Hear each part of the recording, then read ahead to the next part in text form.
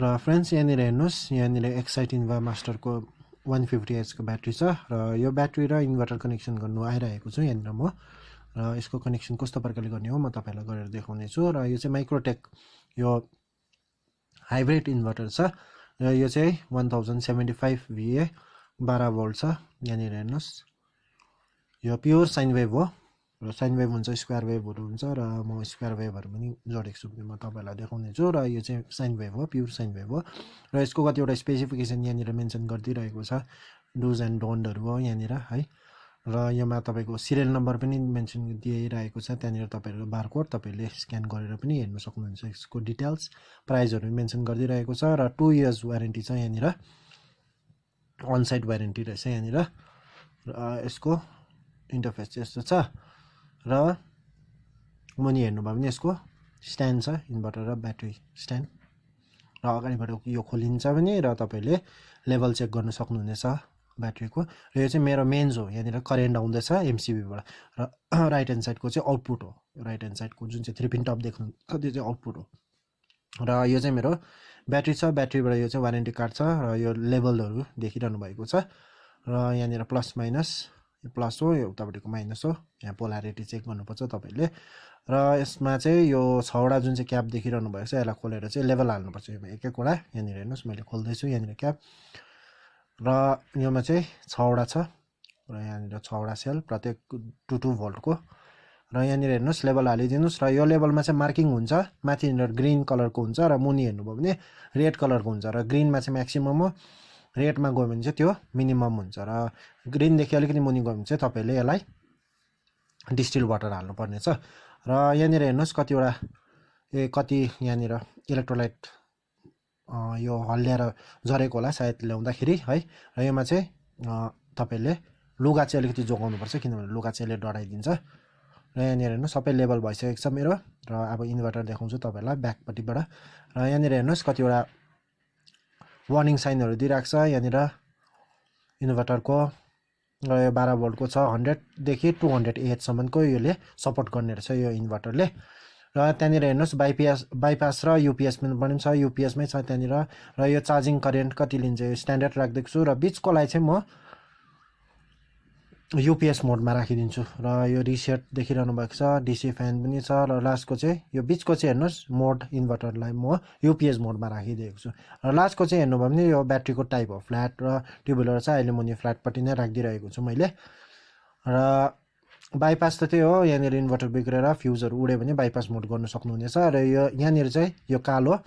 top जान्छ इन्भर्टरको र त्यो व्हाइट कलरको चाहिँ इन्भर्टरको ब्याकमा पस्छ र यहाँनिर हेर्नुहोस् पोजिटिभ र नेगेटिभमा यो दुईवटा वायर लाग्छ र अगाडिबाट म इन्टरफेस देखाउँछु यहाँनिर हेर्नुहोस् mains on UPS on charging छ साइन वेभ छ ओभरलोड ब्याट्री लो र सिपी ट्रिप भयो भने त्यहाँनिर बलिहाल्छ मेरो र यहाँनिर हेर्नुहोस् यो नट एन्ड बोल्ट दिइरहेको छ र पहिला तपाईँले हाल्दाखेरि चाहिँ पोजिटिभ टर्मिनलमा हाल्नुपर्ने छ त्यहाँबाट चाहिँ नेगेटिभ र निकाल्दाखेरि पहिला नेगेटिभ त्यहाँबाट फेरि पोजिटिभ र यहाँनिर हेर्नुहोस् कतिवटा यहाँ इलेक्ट्रोलाइट चाहिँ झरिरहेको छ यहाँ एसिड र वाटरको मिक्सचर इलेक्ट्रोलाइट र त्यसलाई चाहिँ तपाईँले कपडा युज गर्नु भने चाहिँ डढ्छ र यसलाई वासर हालेर तपाईँले फुल टाइट गरिदिनुहोस् र यसमा 13 नम्बरको मेरो डबल इन्डेड स्पाइनर यहाँनिर देखिरहनु भएको छ यसलाई युज गर्दैछु मैले र फुल टाइट गरिदिनुहोस् यसलाई ताकि यसमा कुनै पनि लुजिङ नहोस् र यो टाइट गरिसकेर चाहिँ यसलाई लुब्रिकेन्ट गर्नु चाहिँ एकदमै इम्पोर्टेन्ट छ र लुब्रिकेन्ट कतिले ग्रिजिङ गर्छ र कतिवटा कम्पनीले चाहिँ योमै दिएको हुन्छ यसमा ग्रिज तर योमा दिएको छैन रहेछ र म पर्सनल्ली नै योमा एउटा पेट्रोलियम जेली भ्यासलिन जुन चाहिँ तपाईँले पाउनुहुन्छ यहाँनिर यसलाई युज गर्नुहोस् ग्रिजको जग्गामा चाहिँ यो राम्रो हुन्छ र योमा चाहिँ मोइस्चर जमिँदैन योमा कोरोजन हुँदैन तपाईँहरूको योमा जङ लाग्दैन है यो गर्नु चाहिँ एकदमै इम्पोर्टेन्ट छ तपाईँले हेरिराख्नुहोस् कतिले नै यति नै जोडिदिन्छ यतिकै छोडिदिन्छ र कति वर्ष बाद खोल्नु पऱ्यो भने ब्याट्री चेन्ज गर्नुभयो भने तपाईँहरूको यो जङ लागेर यो नटै भाँचिन्छ क्या टर्मिनल पोइन्टै भाँचिन्छ यसको र त्यहाँनिर र यो नेगेटिभ टर्मिनल छ अब नेगेटिभ टर्मिनल जोड्दाखेरि चाहिँ अलिकति स्पार्किङ हुन्छ र यो स्पार्किङ हुनु चाहिँ तपाईँहरू डराउनु पर्दैन एकैतालमा हाल्नुपर्ने छ घरिघरि तपाईँले त्यहाँ टच गरिरहनु भने चाहिँ स्पार्किङ भइ नै रहन्छ र एकैतालमा यसरी हालिदिनुहोस् एकपल्ट मात्रै स्पार्किङ हुन्छ यो स्पार्किङ चाहिँ किन भएको यहाँनिर ब्याट्री फुल चार्जले गर्दाखेरि भएको हो र यसलाई पनि फुल टाइट गरिदिनुहोस् 13 नम्बर नै लाग्छ योमा तपाईँले रिङ लगाउनुहोस् चाहे स्प्यानर जुनै पनि युज गर्नुहोस् 13 नम्बर युज हुन्छ प्राय इन्भर्टरमा बोल्ट एन्ड नटमा युज गर्दाखेरि र यसलाई पनि तपाईँहरूले भ्यासलिन लगाइदिनुहोस् र यसको कभरले तपाईँहरूले यसलाई कभर गरिदिनुहोस् यहाँनिर हेर्नुहोस् राम्रोसँगले लगाइदिनुहोस्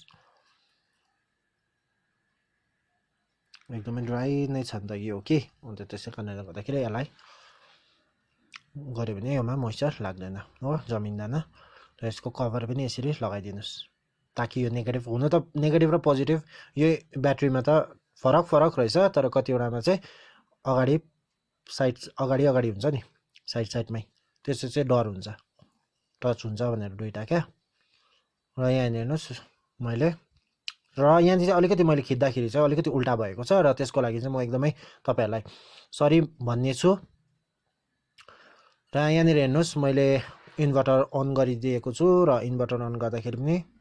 मेरो ठिकै हुँदैछ र म तपाईँहरूलाई यसको ब्याकको कनेक्सन बुझाउने छु र यहाँ हेर्नुहोस् फर्स्टको अब म यहाँ तपाईँहरूलाई छोएर देखाउँछु यो जुन चाहिँ टप छ यो सकेटमा चाहिँ मेरो एमसिबीबाट मेन फेस आउँदैछ जुन चाहिँ B10 एमसिबीबाट यहाँनिर हेर्नुहोस् अलिकति उज्यालोमा देख्दैन म तपाईँलाई अफ गरेर देखाउँछु यहाँनिर हेर्नुहोस् इन्डिकेटर ग्लो हुँदैछ ताकि मेरो यहाँनिर स्विच अन छ आफू अफ गरेँ अब बल्दैन मेरो इन्डिकेटर यहाँनिर हेर्नुहोस् बुझ्नुभयो यो चाहिँ मेरो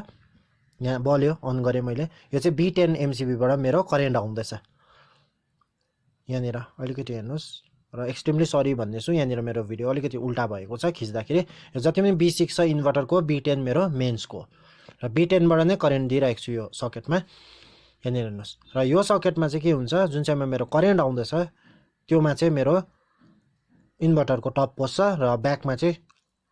यो व्हाइट कलरको 3 पिन टप पस्यो बुझ्नुभयो यहाँसम्म चाहिँ होइन कनेक्सन र यहाँनिर हेर्नुहोस् मैले अन गरिदिएँ इन्भर्टरबाट अन हो यो मैले अफ गरेँ भने यो अफ हुन्छ यो इन्भर्टरको आउटपुटबाट हो र अब चाहिँ मैले इन्भर्टर अन गरिदिन्छु ब्याट्री चार्जिङ मोडमा देखाउँदैछ है मैले अन गरिदिएँ इन्भर्टरलाई यहाँनिर हेर्नुहोस् र यहाँ पनि मैले अन गरिदिएँ यहाँनिर हेर्नुहोस् मेरो लाइट बल्यो यहाँनिर हेर्नुहोस् र मेरो इन्भर्टर अनै छ चार्जिङ मोड छ मेन्स अन यहाँनिर सबै कनेक्सन मेरो यहाँनिर ओके छ यहाँ हेर्नुहोस् मैले अफ गरेँ भने यो अफ हुन्छ र यहाँनिर हेर्नुहोस् अब मैले अन गरेँ यहाँनिर मेरो अफ छ र यहाँ पनि मैले बालेँ भने यहाँ बल्दैन किन भन्दाखेरि यहाँ मेरो आउटपुट जुन चाहिँ मैले गरेको छु यहाँ मैले अफ गरिरहेको छु अब मैले अन गरेँ भने यहाँनिर बल्छ यहाँनिर हेर्नुहोस् अब सबै बल्छ यहाँनिर हेर्नुहोस् मैले बालिदिएँ यो पनि बल्यो र त्यसरी नै यहाँ पनि छ लाइट पोइन्ट र जति पनि यहाँनिर लाइट पोइन्टहरू छ